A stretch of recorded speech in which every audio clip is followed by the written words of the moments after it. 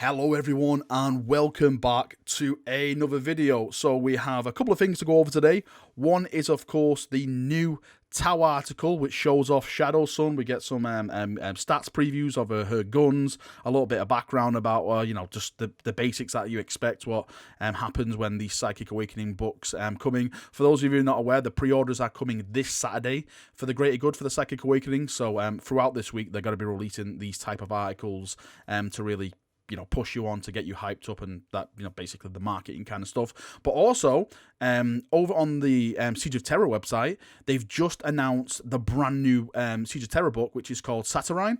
Hopefully I'm pronouncing that right. And it is by Dan Abnett, and the front cover of this is absolutely getting me so excited. It's Angron in full-on Angron demonic mode, charging into the lines of the Imperial forces. This is what I've been waiting so long for now, is to see this epic type of battle during the Siege of Terra. Of course, all these articles always start off with who the person is they're talking about. So who is she?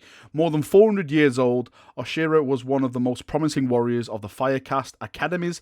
As such, she was selected to train under the legendary commander Puretide, where she excelled, outstripping all others save one, the most highly favoured of all Puretide student, Commander Shavova, or Shazva.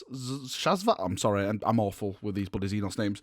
Upon the death of Commander Puretide, Shazara, please forgive me, was placed into stasis so that his teachings could live on for future generations.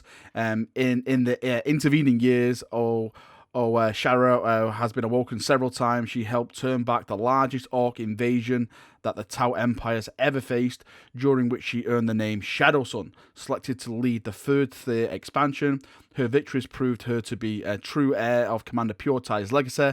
Revived again following the disappearance of the Fourth Sphere expansion, Shadowsun leads an armada to seek her lost kin. As part of the Fifth Sphere expansion, Shadowsun's armada discovered the Lost Tau and defended the Starside Nexus from the forces of the Death Guard. Okay, and now she begins a new era of expansion for her people. Oh, so it actually mentions the Death Guard in that. That is a pretty big thing, because of course we were teased with the Death Guard. There's law stating Tau going against Death Guard, and that's what I was kind of hyped up for.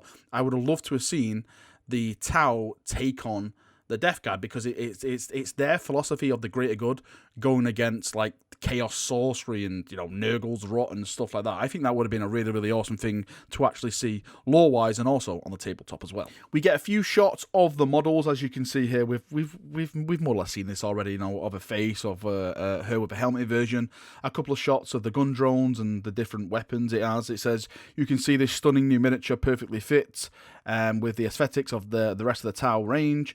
The model can also convey a sense of motion, which contrasts with the heavier, more static battle suits of the Seps. That's down to people's opinion, I suppose. Now, of course, the big thing is the rules preview in this and battle suit upgrades. Shadowsun has received a brand new version of the XV-22 Stalker battlesuit and is now better than ever, along with a launcher, pulse rifle, and missile pods. She now has a choice of taking dispersed fusion blasters for melting space marines, or high energy fusion blasters for taking out enemy armor. Can't decide?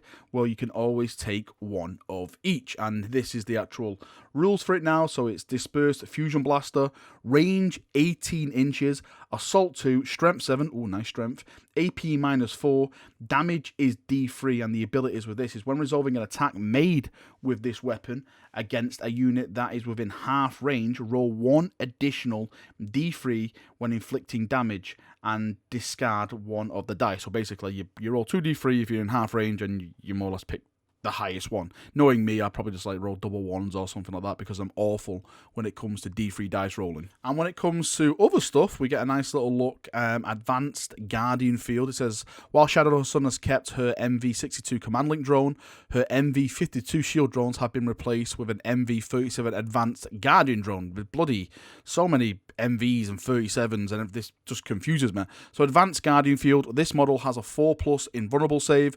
When a friendly Tau Empire model model would lose a wound whilst within 3 inches of this model. Roll 1d6.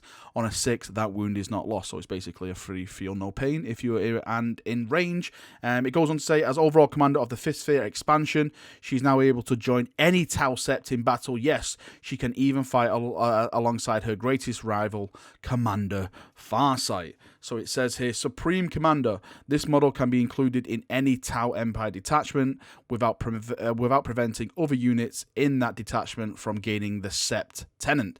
Note, however, that this model does not benefit from any Sept Tenant unless the Sept Tenant selected for that detachment is coordinated fire arcs. Bloody hell, that sounds a bit confusing. Probably have to read that a couple of times and compare it to some things because, yeah, that just completely confuses me. The last little bit says, whichever Sept you choose to lead with Shadowsun, she's an excellent commander, as well as the bane of vehicles and heavy infantry across the battlefield of the 41st Millennium. I'll tell you what, let's see how she hacks when she takes my heavy laser destroyer to her face. You know, that d6 damage, shooting 4 times. Oh baby, strength 10, AP -5. Oh boy, yep, you're not surviving that, are you, Mrs. Blueberry? So that is it for Commander Farsight. I was hoping that we actually see her stats, but I'm probably thinking that the stats probably won't change that much. That's my fault anyway. You know, they may do, you know, when it comes to wounds and stuff like that, because it's a kind of a new suit. But I personally think nothing will change. It's just going to be just the things they really mentioned there, you know, the gun drones and stuff like that. Anyway, enough of Tau stuff. Let's move on to the next subject of the video, which is, of course, the Horus Heresy, because we have the brand new book from the Horus Heresy announced in the Siege of Terra series, which is Saturnine. Yes, and look at this cover. I see a very, very angry Angron in full-on demon form, ploughing through Custodes, Imperial Guard, and Imperial Fist, assaulting the very Emperor's Palace himself, maybe?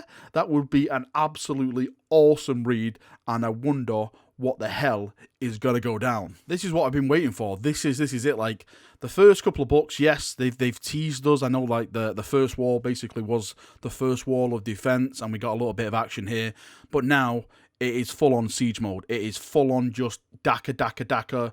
Everyone is going at each other. Hopefully, we're going to see some more Primarch duels. That's the thing that really, really excites me when it comes to, you know, the Horus Heresy and, of course, Primarchs, is them fighting each other.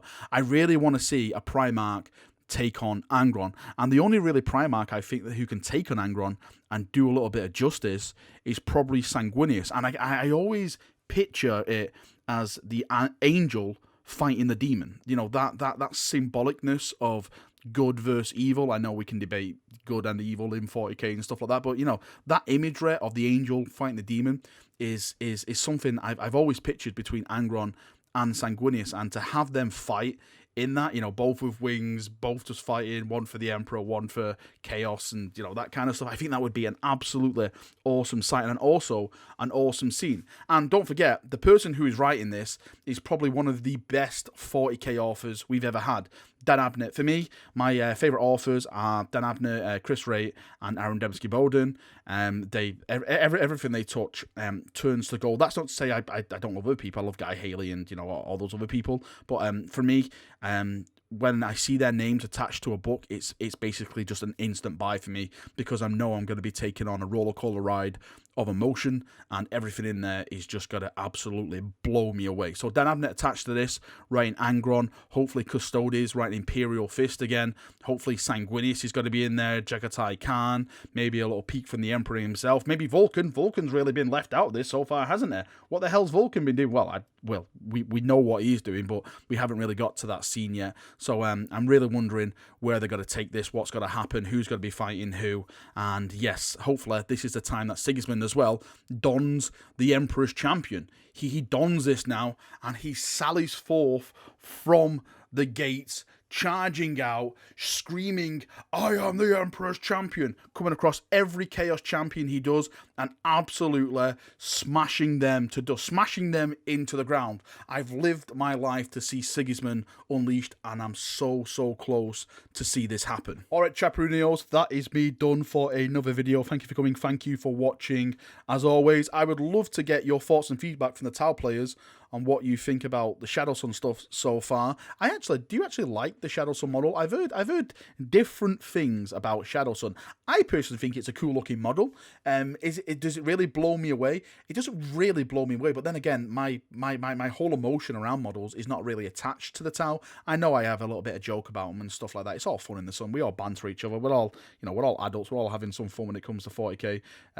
But of course, when it comes to Xenos models, the only real Xenos race I really get completely hyped about is Orcs, because that is where my fandom lies. If I was to do a Xenos armor, so you Tau people, are you loving what you're seeing? Do you like it? Do you hate it? Leave it below in the comment section below. And of course, about the Saturnine book, let's just jump in and let's just brainstorm. Who do you think Angron's going to fight? Is he going to fight a Primarch? Does Rogel Dawn have to get him in a headlock and just give him a few little slaps? That is a bad, angry run, and just send him packing, because of course Dawn is the best Primarch. We all know this. Without Dawn, the Imperium would be dead by now. The Emperor would be dead. So yeah, praise Rogel Dawn. Right, see you in a bit. Have a good one. Enjoy your night, and I'll be back tomorrow sometime, I suppose. See you now, and bye-bye.